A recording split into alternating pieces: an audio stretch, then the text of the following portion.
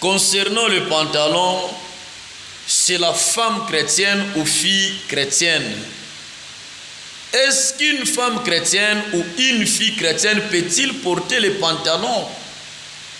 Pour répondre à cette question, nous allons d'abord nous plonger dans l'histoire de la confection du pantalon. L'histoire nous renseigne qu'avant la Révolution française, les pantalons étaient un habit d'homme. Donc à l'origine, le pantalon était un habillement d'homme.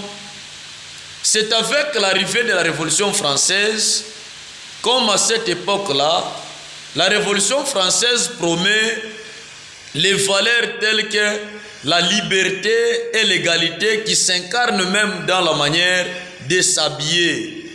C'est ce qui va favoriser le port du pantalon de la femme. Puisqu'on a même proposé la jupe qu'on appelait la jupe de Bermuda pour les hommes, alors que les hommes ont trouvé un signe d'infériorité en portant la jupe. Pour plus d'informations, lisez un livre intitulé « De la révolution au féminisme » de Madame Christine Bard, qui est d'ailleurs une activiste des droits de la femme. Donc, ayant une connaissance de l'histoire du pantalon, le pantalon est un produit de la parité. Alors que la parole du Seigneur est contre la parité entre l'homme et la femme. C'est-à-dire toute femme ou toute fille chrétienne qui porte le pantalon viole la parole du Seigneur. Et il y a aussi une idée que le pantalon est un habit d'homme, alors que la politique l'a imposé aux femmes malgré que c'est un habit d'homme.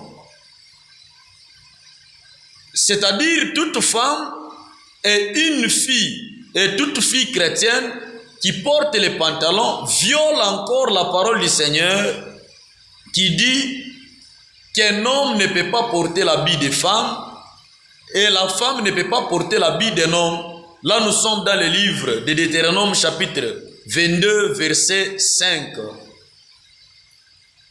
Le pantalon de la femme constitue un habillement collant.